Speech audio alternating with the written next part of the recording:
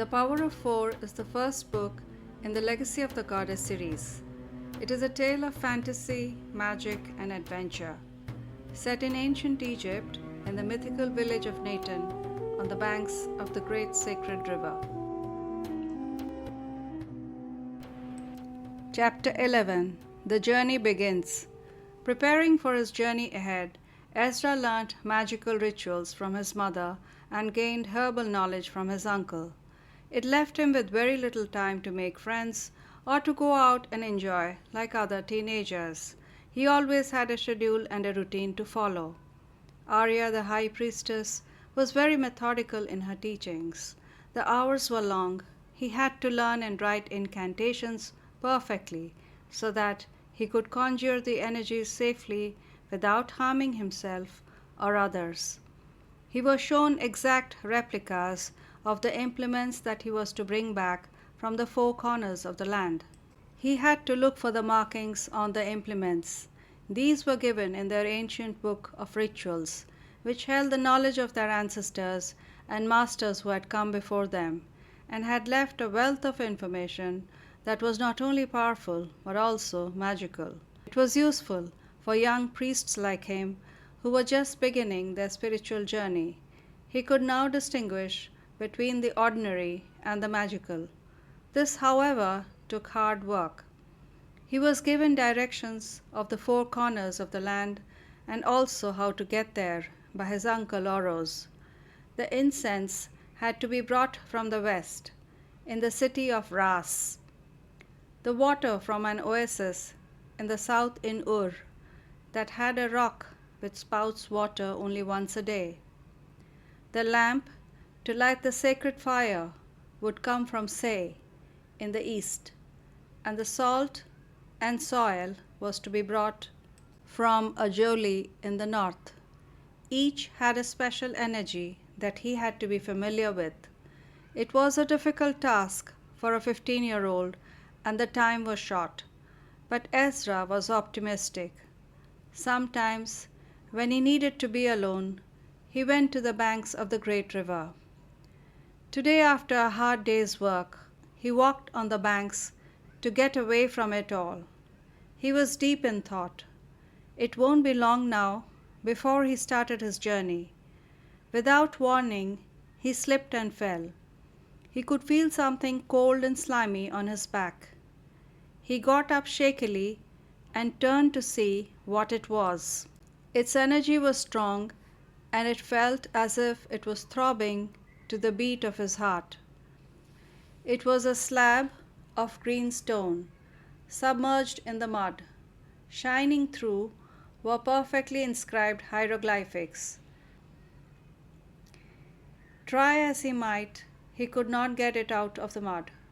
He left it there. He thought he would come for it later.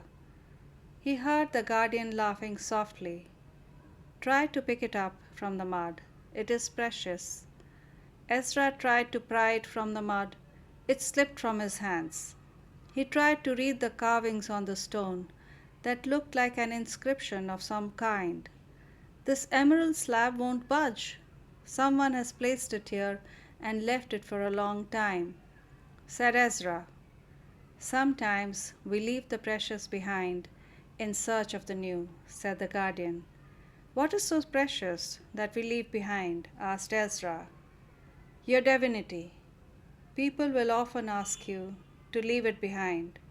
It requires hard work and effort to pry it out from inside, just like you tried to remove the stone. It is easier to search for something new instead, said the guardian. So what should I do? Asked Ezra. Search for the emerald within you. It is only when we find the emerald within us that we stop searching, or else we get angry with the world around us, feel betrayed in love, feel that the world has denied us happiness, fail in our efforts to succeed.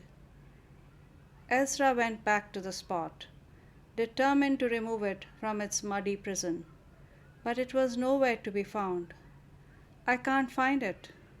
Are you there, sacred guardian of the great river? There was no answer. He knew somehow it was time he started out on his journey. His training was now complete. He still had a lot to learn, but it was not here.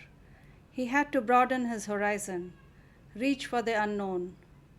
Later, around midnight in the altar room, he and Arya filled the lamps with oil and lit it. They spread out the crystals near the altar and cleansed the room and purified it. Arya put hieroglyphic symbols on all 8 sides of the room for protection and blessings.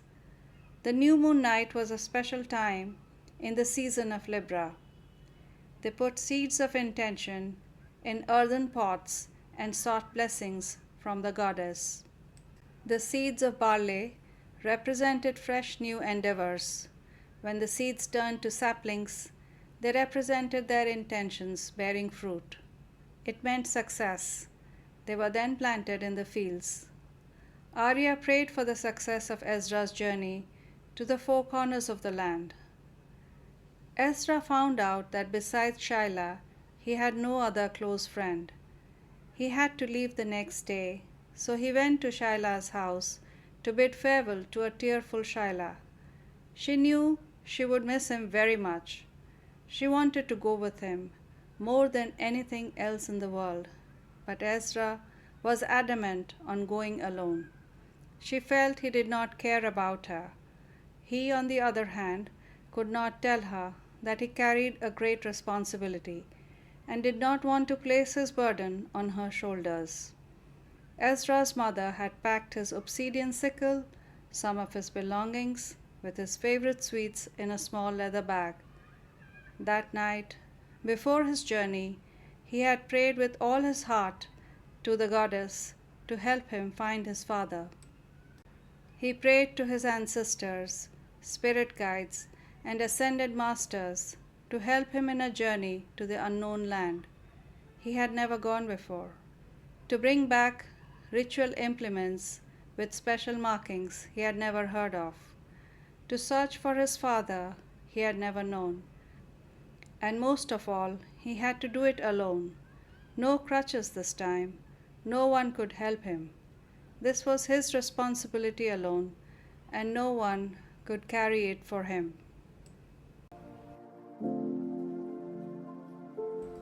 Thank you for listening. This was a chapter from The Legacy of the Goddess, Power of 4. Tune in every Friday for a new chapter. You can also buy the whole book right now. Visit legacyofthegoddess.gumroad.com to buy the Power of 4 in both written and audio format, as well as a special discounted bundle.